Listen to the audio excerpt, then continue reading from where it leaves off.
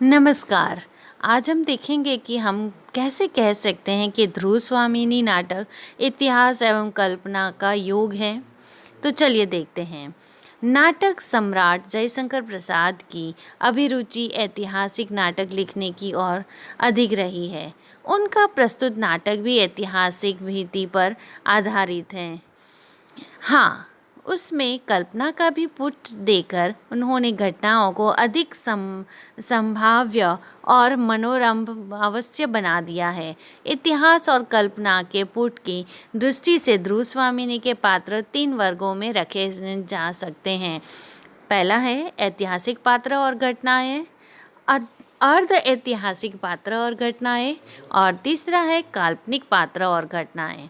तो पहला हम देखेंगे ऐतिहासिक पात्र और घटनाएं। अब इससे हम विस्तार पूर्वक थोड़ा देखेंगे। देखिए, ध्रुव स्वामिनी नाटक के चंद्रगुप्त और ध्रुव स्वामिनी दोनों पात्र पूर्णतः ऐतिहासिक व्यक्ति हैं। उन्हें लेकर इस नाटक की घटनाओं का जो ताना बाना बुना गया है वह भी मुख्यतः ऐतिहासिक ही है। ध्रुव स्वामिनी की शकराज द्वारा मांग की जाने की घटना का उल्लेख राजशेखर कृत काव्य मीमांसा में मिलता है। द्वेतार युगति खसाधिपत्ये देवी ध्रुव स्वामिनीम यस्माद् खंडित साहसी निवृते श्री रामगुप्तो नृपः तस्मिन्नेव हिमालये गृहगृहाणिकीर्णतवर्णतिकेनरे गायन्ति तव कार्तिकेय नगरस्त्रीणां गणः कार्तितः। चंद्रगुप्त द्वारा शक्तिखीर में जाकर रामगुप्त का वध करने की घटना का श्रृंगार प्रकाश में उल्लेख मिलता है। स्त्री वेश में निःशूर्त चंद्रगुप्त शस्त्रो स्कंधारवारम अलीपुरम शकपतित बधायां गमतः। वर्ण भट्ट ने भी इस नाटक का घटना का इन शब्दों में उल्लेख किया है। अरिपुरे च पर कतत्र कामुकम कामिनी वेश चंद्रगुप्त शकपतित मशावयत। अभिप्राय यह है कि शकराज ने ध्रुव स्वामिनी की मांग की थी और चंद्रगुप्त ने उसके शिविर में जाकर उसका वध किया था। इस तथ्य के पर्याप्त प्रमाण मिलते हैं। प्रसाद जी ने इंगित किया है कि चंद्रगुप्त के कुछ सिक्कों पर जो रूपकृति शब्द मिलता है उसके द्वारा सम्राट चंद्रगुप्त ने उस घटना को अमर करना चाहा जिसमें वे ध्रुव स्वामिनी का वेश धारण करके शक शिविर में गए थे। प्रसाद जी ने ध्रुव स्वामिनी की भूमिका में लिखा है कि विशाख दत्त को तो श्री जायासवाल ने चंद्रगुप्त की सभा का राजकवि और उसके देवी चंद्रगुप्त को जीवन चित्रण नाटक भी माना है।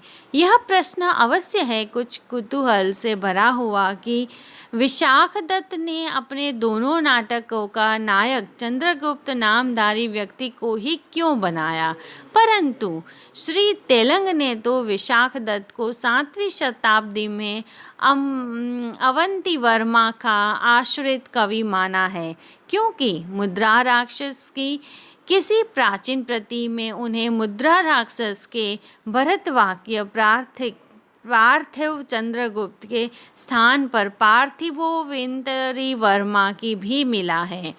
विशाख दत्त के आलोचक उसे एक प्रामाणिक ऐतिहासिक नाटककार मानते हैं। उसके लिखे नाटक में इतिहास का अंश कुछ न हो ऐसा नहीं माना जा सकता। राखाल दास बनर्जी, प्रोफेसर अलकेकर और जायसवाल आदि ने अन्य प्रामाणिक आधार मिलने के कारण ध्रुव स्वामिनी और चंद्रगुप्त के पुनर्लग्न को ऐतिहासिक तथ्य मान लिया। अभिप्राय यह है कि ध्रुव स्वामिनी का चंद्रगुप्त से पुनर्विवाह हुआ था और यह तथ्य भी ऐतिहासिक सा ही है, पूर्णतः ऐतिहासिक नहीं है। हाँ, इसके और औचित्य तथा पुष्टि के विषय में अन्य अनेक प्रमाण भी मिलते हैं। उदाहरणार्थ हर्षचरित की एक टीका में वह उल्लेख मिलता है।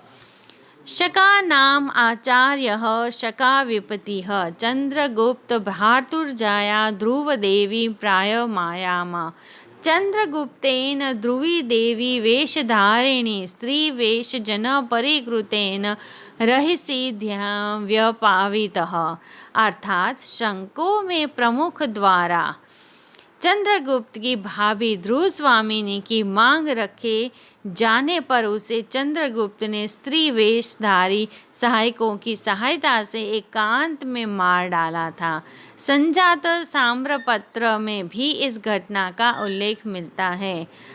हत्वा भ्रातर्मेय राजयमंग वे देवी व दिनस्तथा लक्ष्य कोटि मलेखयन कीलकलो का दाता समुगुप्तान्वयः।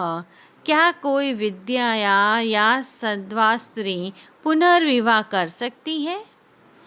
विधवा या सद्वा स्त्री पुनर्विवाह कर सकती है? इसका प्रसाद जी ने प्राचीन स्मृतियों के उदाहरण देकर समर्थन किया है।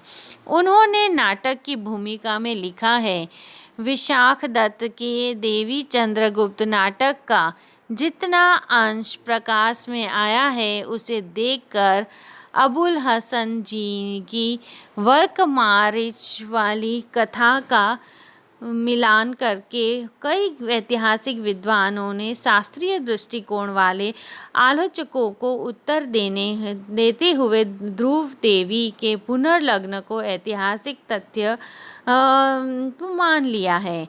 किंतु भंडारकर जी ने पराशर और नारद की स्मृतियों को उस काल की सामाजिक व्यवस्था में पुनर्लग्न होने का प्रमाण भी दिया है।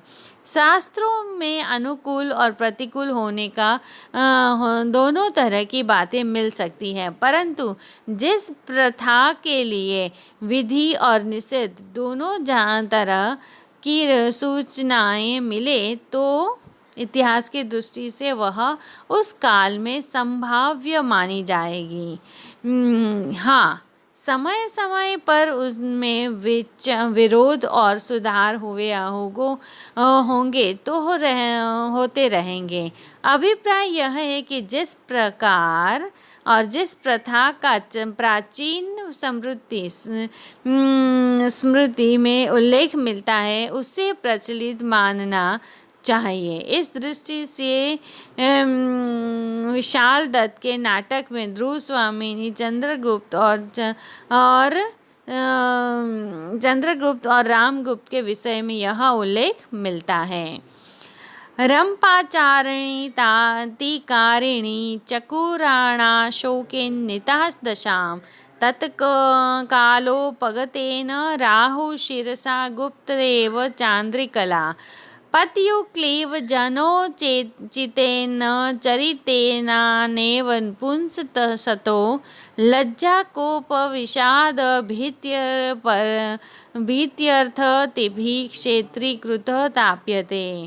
इस श्लोक में इस तथ्य का स्पष्ट कहते हैं और संकेत है कि ध्रुव स्वामिनी सुंदरी थी, किंतु उसका रामगुप्त के प्रति रति भाव न था। उसके प्रति का आचरण क्लीव का पुरुषों जैसा था, जो उसके सौंदर्य के प्रति उससे विधाता था, जैसे राहु चंद्रमा को ग्रस लेता है।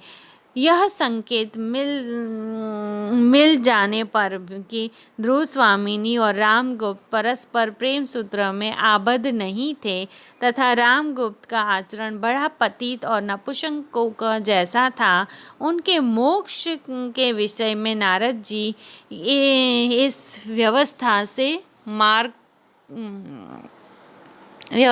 मार्ग खुल जाता है। अपतार्थम स्त्रिय सृष्टा स्त्री क्षेत्रम दिजितो नरा क्षेत्रम विजयते वेयम नाभिजी क्षेत्र मर्हित। अर्थात स्त्रियों की सृष्टि का या रचना संतानोपतित के लिए की गई है, जबकि स्त्री रूप क्षेत्र पुरुष